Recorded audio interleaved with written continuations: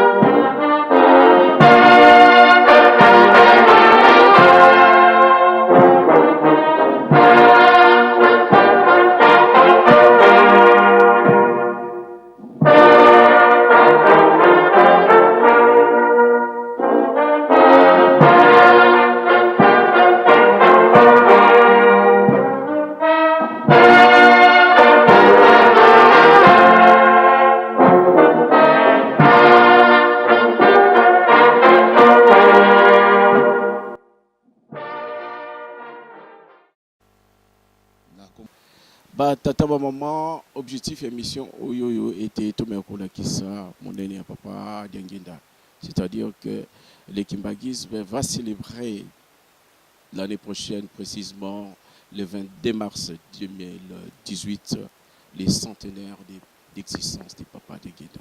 C'est à cet effet nous de l'émission Kamba Centre d'Univers nous sommes déplacés pour te à la source de Kutana na papa révérend ou la kisabiso monene ya papa Diangenda. Papa révérend tu allais continuer musa na biso ndenge tu yaki pana yo mais tout monde était au lobby biso vie privée na vie publique. Qu'est-ce qu'on peut retenir dans tout ceci, dans tout ce que vous avez essayé de dire au courant de notre émission? Et le koni ni penza o tout ko retenir o moniki na et marqua vie vie na ye kati na société oyo papa a évolué. Merci beaucoup papa journaliste. En bref, na wolo baké mission papa Simon qui papa Diangenda kuntima to ko résumer yango na vie publique na ye en 3 parties. Première partie, papa Diangenda ako azalaki lokola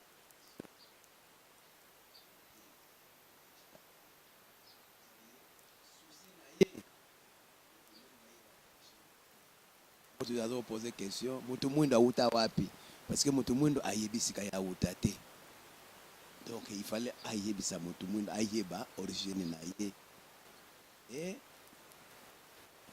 destiné na ye ezali nini aokende wapi voilà auti wapi azali wapi akokende wapi parce que mutu mwindo amonaka kaka ke azali en dessous de tout le monde de l'humanité donc bakipaka ye te est-ce que bamindele bakosala baimage ke baangelu ya satana badiabulu pont noir baange na baza likolo bamindele alors l'homme noir ne se retrouve pas yango wana asali effort ateya mutu ke mutu liboso ada nzambe asala adame bazalaki bato mwindu mpe nzambe bazali mutu mwindu aliaka na biso avandaka na biso à la matière éveil de conscience ya mutu mwindu alamuka ke c'est l'image de Dieu mais asala masumu yango na kota na eta wana ya pasi donc ezali chapitre moko munene ya kodévelopper donc il était professeur ya koteya mokili mais en particulier mutu mwindu asokola ye nanu bongo ayeba origine na ye parce que baétouffe ye mingi partout au monde mutu mwindu azaka na pasi de deux papa Diangi nazaki lokola médecin a posé diagnostic à l'homme noir passe na ye et uti wapi et que maladie examine maladie nini et qu'est-ce qu'il faut comme traitement à ce sujet il a posé diagnostic passe ya mutu mwindu parce que yende mutu liboso nza masala mais azwaki ndoki maladie na ye c'est la sorcellerie alors natangi ba prêtre ba commis la sorcellerie et les freins du développement de l'homme moko. Oui.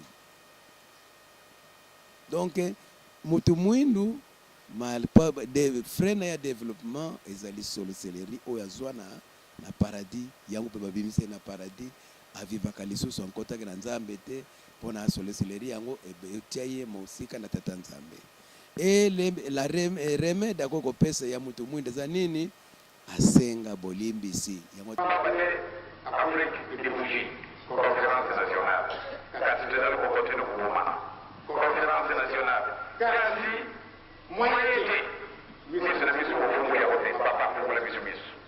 C'est ce qu'on a des sociétés, et la commune de traitement de bien ensemble. Amen. On va vous dire traitement de bien ensemble. Il y a solo. Tout le monde est tukakutana makambaza kuyasima toza kulimbokera kunyaka na yako itesa salabana na bibiko tuza salabana na bisala kwa watu tukakisa ndenge yemo kunzamia dini ni miso mwani yazali tuza zale kwa kanda la réussite mais mwini sa trape akakara basi batrapo ye oyo ikukukoye ikukoye samisu mais votre jeu est raté. Papa c'est passe. Tout c'est tout le monde fait à la caméra mokili. Et l'équipe. Tout ça c'est ma parole pour voir la société. Tout ça c'est pour faire des choses pour voir la société. Il y a moins de gens qui sont sur le papier de la gare. Kasi, vous avez un peu de mission à voir. Allez, on va la mission. Boloni. Donc c'est le plus ici, c'est le côté de la voyer.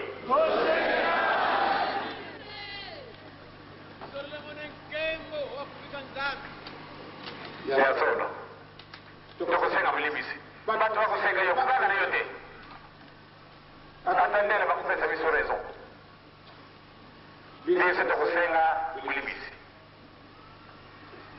Tu as la réhabilitation, tu as les carreaux. Tu vas voir le cola. Nazara kutala kusoma walumi kwa sima kibangu mafuso tu soko kwa kingwa na timu na bangu mfasuke wana tina mususude bazana lelo wana babumba kumi mambo kwa mususu kile kwa leo kuna baba tuko tumepanga na kana yangu ndio wana nazara kuna soko walumi kwa sima kibangu mususu ni mimi tara yote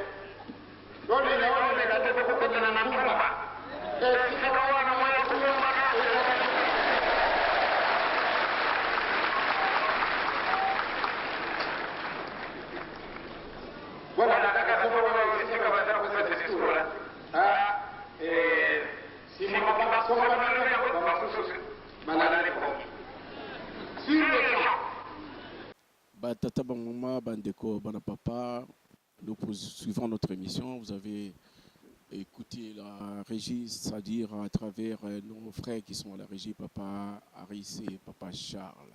Tout ça, atikaki programme, mutumu dans la tasak, asenga bolim, c'est parce que toyoki sa tatanzambe son. Troisième partie, il s'est présenté comme un général devant une armée pour combattre Satan afin de récupérer le monde à remettre yango à qui des droits na bana tata nzambe. Monique, voilà, préoccupation ya tata Diangenda. Ya momonié bitumba, bako bebo kele mabanga tout ça, il était devant. Batu bazo bondisaye, batu akis, ba Rose Croix, batu ma misala mabe. Et il est devant cette génération a récupéré Mokili au Satazwa, l'Obagake Mokili aye. Hier, en tant que général, avec ses combattants que nous sommes, de récupérer Mokili à remettre à Bonabana Tatanzambe. C'est comme ça que Papa de Lunga a commis na Mukana naye. Après notre départ, même na Katelingomba, trouble Kokota, il faut qu'on chasse tous les infiltrés que Satan a mis dans notre église. Oui, dans notre église, on doit d'abord chasser tous les infiltrés, afin que les enfants de Dieu puissent prier, se réjouir dans la paix. Va servir nzambe na ba paix. Pour mokili oyo, nzambe pesa ona bana na ye. Or pona kozo mokili, il faut récupérer ça. Yango wana bitumezali. Donc voilà en fait monsieur Tata Diangenda ezalaki, il a été professeur à TI. Pour ça éveil de conscience à l'homme noir ayebake ye mutali boso basala. Adam et Eve, mundele wana mwana na biso, awuti pa na biso, yeto biso to uta na mundele te. Mundele c'est notre enfant. Mundele abotaka mutu mwindu te. Mutu mwindu ndi aboti mabota nyonso. Noé azalaki mutu mwindu, aboti bana misatu 3 couleurs. Le mutu mwindu. Donc wana bali baleki na biso bana na biso. Pe pasi na biso il a posé dia aussi que kindoki yango efrené mutu mwindu komisi biso bato apamba. Tosenga bolimsi tolongola kindoki po ete tozonga lisusu na miso de Tanzambe ndenge tozalaki azongisa biso na place na biso liboso posa na ngai nazongisa bino na place na liboso. Oh paradis wana il faut récupérer ça. Sata pe ko pesa ngo pamba te, il faut bitumba yango nde tozana yango baba player Diangenda muyibi vampire nyonso tout. Dans la guerre tout est bon. Pour se défendre. Satan se défend en incriminant Papa de tout pour décourager ses combattants. Ils sont derrière. Donc voilà un résumé. Monsieur Papa Diangenda. Et sa mort, toujours il est mort combattant. Nakei na zuela bine loko wana po mutu mwindu. Soki nakei te mutu mwindu kozalaka kandenge wana. C'est ce qui a causé sa mort. Voilà tata ba maman tuuti koyoka en quelques mots, papa, Salabiso, moi résumé, il y a vie privée, la vie publique, papa, Diangenda.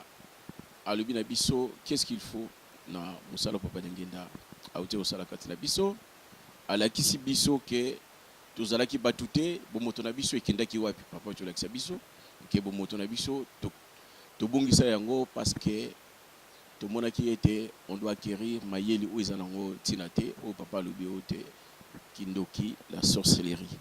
Et comme ça, Moutou, et Sika mon côté. Mais à l'axi biso était, Potozongele Sika wana na habité, na Mokili Oyoyo, Moutou, Oya Bongisaki, Soki ba millions, et on le dit que pour les retrouver, il faut faire ça, un peu de sacrifice. À Rotika Nego Salayango pour à récupérer na bandi Mounio surtout. Il va courir na bandi Soki Abando, et Sika Rosala.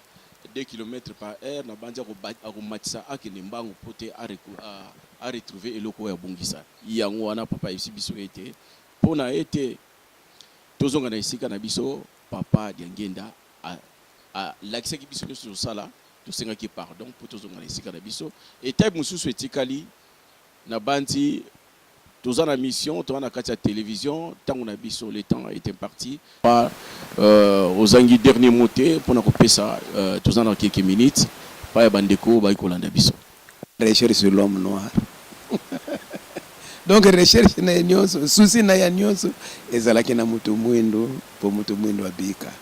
Voilà souci ya papa Diangenda oyo akufaki na yango batofingie basalie nyonso mais souci na ye mutu mwindo posa na ngai nazongisa bino na place na bino ya liboso. Liaison spirituelle ya mutu mwindo ezonga, alliance ya mutu mwindo na tata Nzambe ezonga, droit de naissance na yo ezonga, mapamboli na yo nyonso oyo otekeka na leki na yo ezonga. Tosepeli mingi na ndenge bolandi biso tokotala mikolo eza koya tokozongela susu papa passer parce que tosali kaka deux parties, partie privée na partie publique etikali vie spirituelle ya papa Diangenda toyeba musala nini nyonso asali mpona ete mutu mwindu atombwama enseignement na ye ebandaki ntango nini makambo nini alobi kati na biso eloko nini alakisi biso mpona ete tomeka koza tokokoma bato ndenge toali considéré dans la société aujourd'hui.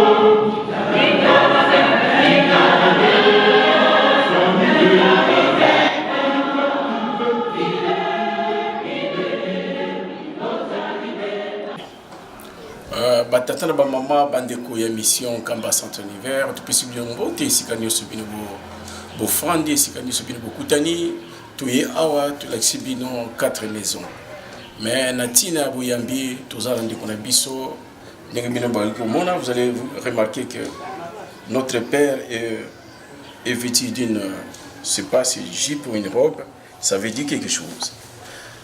Papa comment on ni papa? Ngai chef Kunga Mbolongo. Chef Kunga Mbolongo. Oui. Papa tu okuto awawa. Oyo ko sala ni na mboka oyo babengi Nkamba. Awa na mboka Nkamba na yaki na invitation à chef spirituel. Osali mikolo boni papa na mboka oyo. Na sali à peu près 3 ans et demi soki to komi na janvier na kokokisa 4 ans. Atinda ke mikanda boni po ya awa. Ezali na bengami yaki na molimo tolobake tango ndeko na ngai protocole ya papa moko Chikapa Salomo abandaki koya kozonga na à tout moment chef spirituel abandaki koyebisa eke bomamela ngai chef Kunga Mbolongo.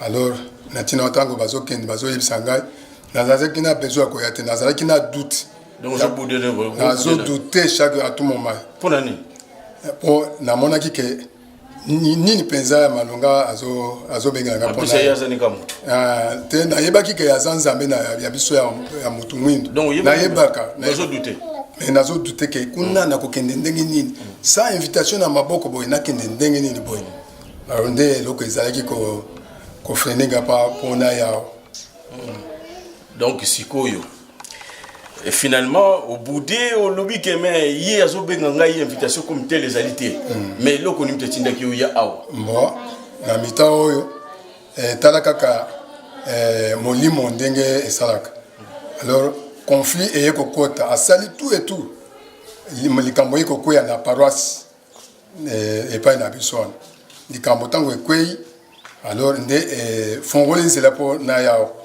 directement ye moko alobi non lokola problème ekwei balingi babotola terrain ya église kimbangisi c'est nzela efungwami ayawa mpo tokutana toyebake ndenge nini tokoki kosala mpona likambo ya nzela ya mabele wana nde eloko ye komemanga brusquement comme ça sans que nala quand même famille sans que na sa famille qui était ngai on azokende 3h du matin ngai wana na bimi kobima nanga pe na tikaka mwana na ngai azobela paralysé na tikina mwana na tel pe ce matin na ye nanga libela donc ju décision na ju décision quand on monique ba désordre non funa kimila pana ye moko ali tiki pe bana oyebisi bangolika moko te na bandiki kobela sikwa okoma kobela sikwa za na tani tango na komba kya na sali kaka signe papa ke papa tala likambo oyenga na tikaki epa nanga na tiki mwana nanga paralysé na sali na ye 2 ans mobimba sans que atambola boy na boy mwana ya 8 ans alors papa lobi nzambe akobongisa tango na pesaki doléance na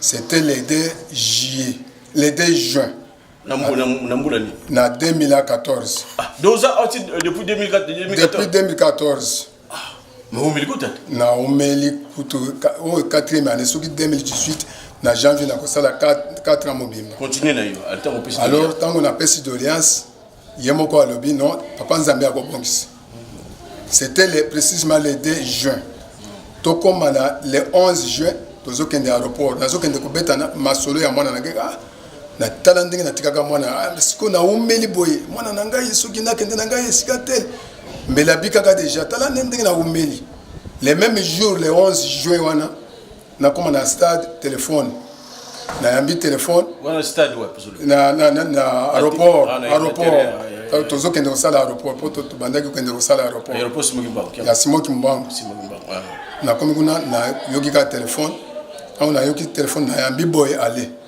bayebisingaki awa toza na esengo mwana oyo tikaka wana akomi kotambola na ye bien alobi seigneur nafukami na seigneur Simon Kimbangu nde esengo na ngai wanga wana alors nasalaki badepense ebele kuna epai na ngai mais tala ndenge nakomaka wa mwana atamboli osali ofutini kutu mbongo te ata mbongo te kuna na dépensaki bataba mbongo kotambola bipai na bipai kotambisa mwana na po atambola memoire ezalaki te na dépense mingi mais ntango nakomaki awa na pesika doléance wana epai meme papa Simon Kimbangu alobiki nzambe akobongisa nde abongisaka kaka ndenge wana na molimo mwana na ngai atamboli nde esengo nazalaka nango mpona mwana na ngai ya mwasi ya suka mpenza.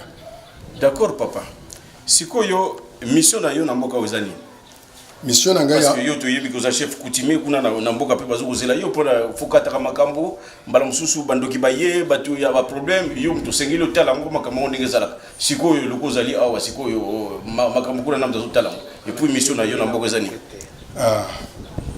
na minute oyo mission na ngai na mboka oyo ezali ke ye moko me alobi non ye papa Simon Kimbangu alobi nga mutu na bengisaki yo nga mutu na ko libérer ye mutu azobongisaki a libérer nga na kende kokuta soki makambo nini na yebi ke ba doléance eza ebele ye mutu azelisi ngai na vandi nikimake na maboko na ye mutu alobaka nga moko na yebi mokolo nga na ko libérer zala calme nde likambo ayebisaka ngai ye mutu moko azobongisa na molimo na makambo nyonso ye azobongisa nga naza na likambo mosusu oyo nga nazozela te nazozelaka ye moko soki alibere ngai nde nazongi epa na ngai papa Kolombo Kombolo papa nani Kunga Mbolongo chef Kunga Mbolongo papa chef Kunga Mbolongo biso toyebi ke ba chef de coutumier bandimelaka nzambe te bango baza bato ya mabele bato ya banzete bato ya bakisi mais yo lelo oyo ndimeli Simon Kimbangu kiangani mpe ndimeli ye te na ndimeli ye ki azali nani aza nzambe na mai oyo moni ou bien ozokanisa kaka te nakokanisa te na oyo nga namoni oyo nga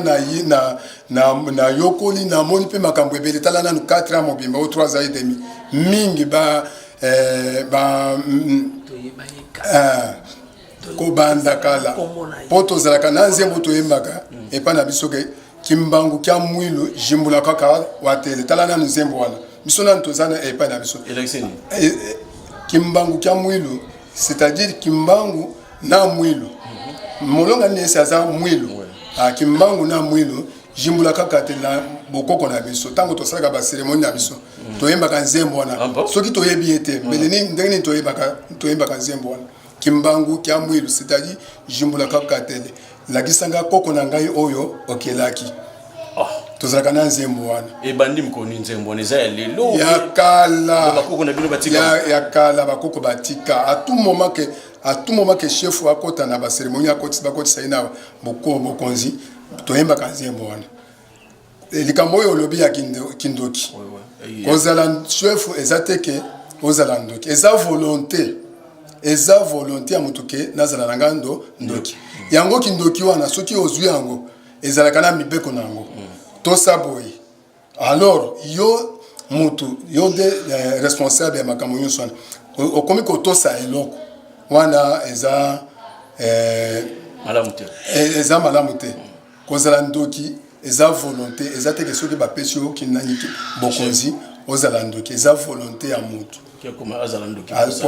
sikoyo ndenge sikoyo omoneli siko parce que oye siko na ngomba ya nkamba omoni ke ba chef coutumier o bazana kindoki wana esengeli batiango balongola yango parce que bongisa ngo masolo te o bendengeli na tuna bien papa yo yebisi biso ete poza la chef coutumier soko za ndoki eza volonté ba misusu baza ba chef baza na bango ndoki te mais biso to yebi la majorité ya chef coutumier poza chef coutumier poza la ndoki mais lelo yo oyebisi biso likambo moko ya kitoko ya esengo parce que biso eloko to ali kozela ete ba chef de coutumier ba inverser situation, c'est-à-dire au bazalaki na kosala mabe ba s'adapter na bokonzi ya Simon Kimbangu alors conseil nini opesi bango o bazana na nzela wana awa nakopesa conseil na nani tango nakozongela epai na biso nde na kote ya mokili nde na kote ya bandeko na ngai ba chef tala esika na oti kozala ndoki eza boye na boye po soki oza ndoki na ndenge na lobelaki ya liboso ke kozwa kindoki wana bakopesa o mibeko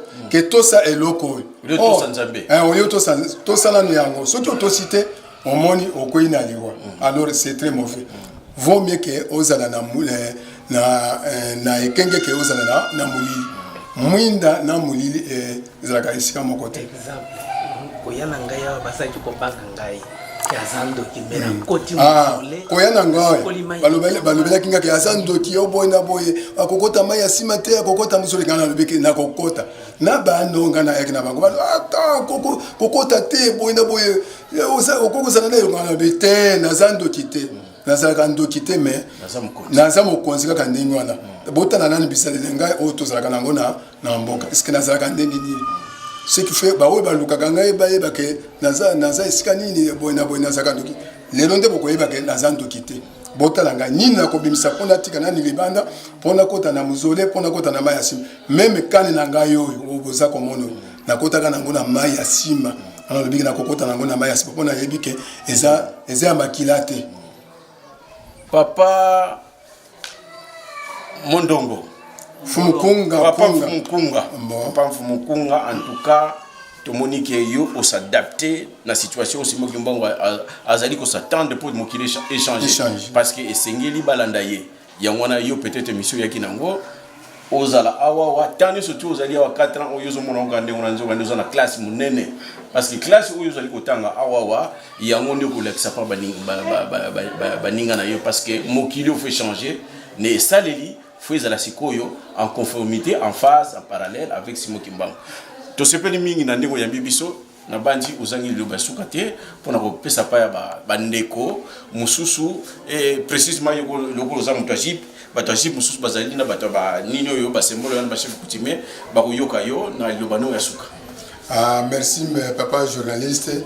Ngai chef kunga liloba na ngai ya suka na lobi boy bino bandeko na ngai bachef coutumier tala mokili ndenge ezolingana botala mokili ndenge ezolingana mokili ezolingana lisusu kindoki te kindoki ezali soki ozwi kindoki bapesi yo pouvoir kozala ndoki te soki oza ndoki okobanda koboma bato okosanga okoboma bato wana banani oyo oyo okodirige na mboka na yo bototika kindoki tozala juste na nzambe nzambe na biso ya bato mwindo nde simokimba bato na bato baza na nzambe na bango ba musulman baza na nzambe na bango Allah banani soki baza na nzambe biso nzambe na biso nde simokimba ya mutu mwindo toyeba ye tokanisa ye na makambo nyonso oyo azosala ye na mokili na suki wana. Papa journaliste. Merci Papa Nkunga. C'est les hommes qui ont en train d'inverser la tendance aujourd'hui. Vous avez écouté tout ce qu'il a dit. C'est à nous de suivre. Ça prend de laisser. Toyoki, conseil au Papa Nkunga Pesibiso. Il y a solo. Papa te remercie mingi. Merci Papa Nkunga. Merci Papa. Bonne année. Merci. Donc, batata nangai, totombi bino mukolo munene. Une bonne journée et c'est quand bino boali.